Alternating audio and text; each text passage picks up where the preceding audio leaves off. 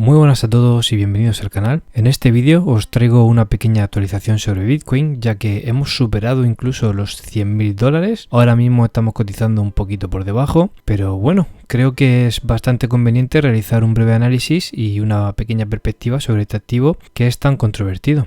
Como muchos ya sabréis, Bitcoin tocó recientemente los $100.000, como acabo de comentar, alcanzando con ello una capitalización de mercado de unos 2 billones, lo que lo ha convertido en uno de los activos individuales más grandes y líquidos del mundo. Por otro lado, la oferta de monedas estables es más de 210.000 millones de dólares, lo que ha supuesto el aumento del 52% en poco más de un año. Parece que las stablecoins se están convirtiendo en una buena forma a nivel global de obtener dólares con bajas comisiones, sobre todo en países en desarrollo.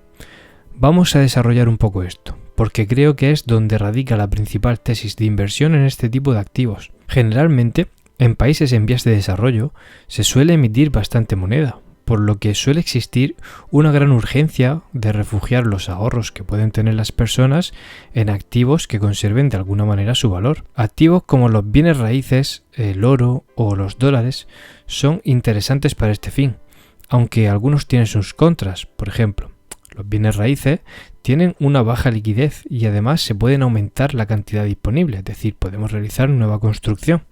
Por otro lado, el oro y los dólares no tienen este problema. El oro tiende a tener un mejor rendimiento que los dólares debido a que tiene una oferta que crece más lentamente, por lo que suele ser una buena opción para ahorrar a largo plazo. Ahora tenemos a Bitcoin, este activo nuevo con menos crecimiento de oferta que el oro, que sabemos que tendrá un límite de 21 millones de monedas y la popularidad de este depende a grandes rasgos del país en el que estemos.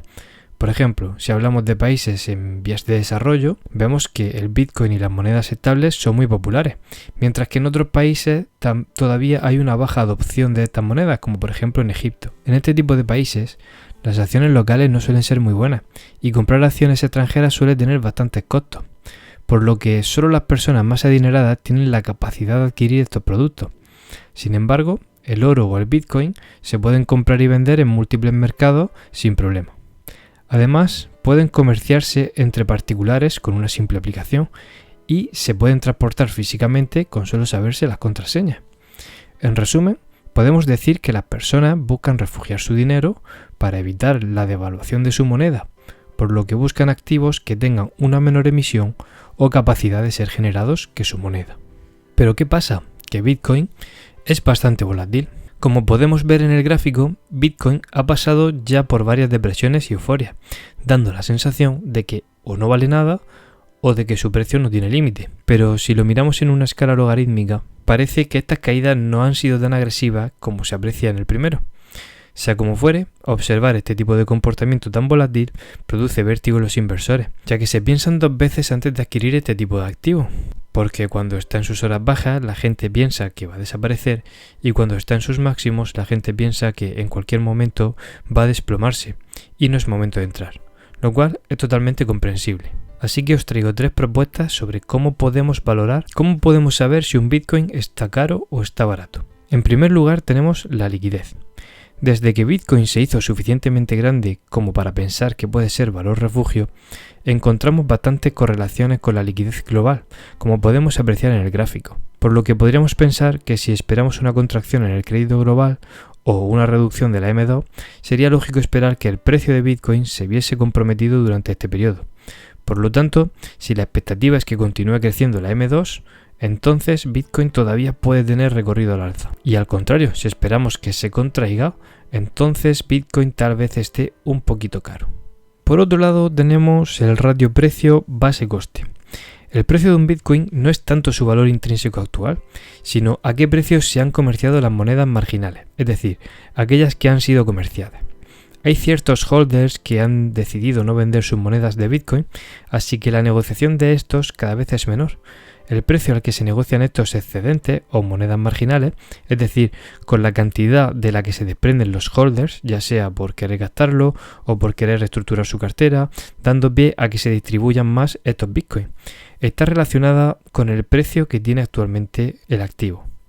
Dicho de otra manera, si en mi barrio hay 20 casas en venta y el precio de la vivienda es de 200.000 euros, resulta que 2 de ellas se venden a 400.000 euros. De repente Muchos de los propietarios que quedan se empiezan a plantear si el precio real de venta es de 400.000 euros, pero la realidad es que no es una muestra suficiente para decidir que su valor se ha incrementado en un 100%, por lo que tímidamente se atreven a variar el precio de venta. Es esa variación marginal. Sin embargo, si 15 casas se acaban vendiendo a 400.000 euros, de repente las 5 que quedan empiezan a tener una mayor certeza de que su valor es de 400.000 euros. O dicho de otro modo, es posible venderlos por 400.000 euros, por lo que se ajustará al mercado y acabarán pidiendo esos 400.000 euros. En este gráfico podemos observar lo que he intentado explicar de una manera más sencilla. En azul tenemos la base de coste en cadena. En negro tenemos la capitalización de mercado de la red y en naranja tenemos la desviación de la norma. La base de coste en cadena representa el valor de toda la red de Bitcoin basado en el último precio al que se movieron las monedas. Esto es similar a valorar las casas de una calle según el precio al que se vendieron por última vez, en lugar de asumir que todas valen 400.000 porque 2 casas se vendieron a ese precio. Cuando el Bitcoin está en un mercado alcista, su capitalización tiende a extenderse mucho más allá de su base de costos en cadena. Cuando eso pasa, hay que tener precaución. No sabemos qué relación acabará teniendo, pero sí nos puede dar una idea de que deberíamos ajustar nuestras expectativas. Por otro lado, cuando está en un mercado bajista, vemos cómo su capitalización de mercado cae un poco por debajo de su base de costos en cadena. Cuando Bitcoin está por debajo de su base, normalmente suele ser una buena oportunidad de compra. Ahora mismo podemos ver que no estamos ni en un lado ni en otro, por lo que podríamos esperar perfectamente un mercado lateral. A medida que se marquen máximos o mínimos de cotización, deberíamos ir ajustando nuestras expectativas como en el símil de las casas. Por otro lado, tenemos la posición geopolítica. Si un inversor espera que los gobiernos empiecen a cancelar duramente y a prohibir las monedas, es un argumento de peso para tener precaución y no adquirir este tipo de productos, ya que podrían bajar de precio. Por otro lado, si empiezan a aceptarlas como moneda, como por ejemplo en El Salvador, o los ETF sobre Bitcoin aprobados por la SEC, entonces las expectativas de que pueda hacerlo mejor durante una temporada más larga aumentan. Otro de los riesgos que afronta Bitcoin es la de sus competidores, es decir, bienes sustitutivos o monedas parecidas que puedan sustituirlo. Así que ¿puede surgir una moneda u otro activo competidor? Bueno, para responder a esta pregunta tenemos que acudir a la economía de red, y esta nos dice que lo importante de un producto no es tanto el producto en sí, sino la cantidad de personas que adoptan este producto. Esto se puede ver de una manera clara con un par de ejemplos. Por ejemplo, cuando se inventó el teléfono, no sería de gran utilidad si no pudiese llamar a nadie con él. Pero a medida que más gente ha ido adoptando este producto, más útil se ha vuelto. Y más complicado es abandonarlo, porque ¿qué sentido tendría usar otro dispositivo que cumpla la misma función o muy similar con ligeras mejoras, si no tenemos a quién llamar? Otro ejemplo sería, por ejemplo, Facebook, Instagram o cualquier otra red social. Generarla es relativamente sencillo, cualquier empresa podría generarla, pero lo que hace difícil de reemplazar estas compañías es la economía de red. Hay muchas personas en ellas, lo que le da ese valor a las aplicaciones. ¿Qué sentido tendría tener una copia de Instagram en la que no hay nadie que comparta fotos? Creo que se entiende lo que quiero explicar y qué es la economía de red. Volviendo a Bitcoin, aunque pueda parecer competencia con una moneda ligeramente mejor, es poco probable que se adopte, a no ser que las mejoras sean radicalmente mejores y el servicio sea 10 veces mejor. Sabemos que durante estos 16 años Bitcoin ha sido la red de criptomonedas dominante a pesar de los competidores. Cualquier copia que aparezca tiene desventaja debido a que no tiene economía de red. El tamaño de Bitcoin, la liquidez, el número de nodos y la cantidad de hash rate de minería son lo que lo mantienen en teoría seguro, líquido y se autorrefuerza en relación a su competencia.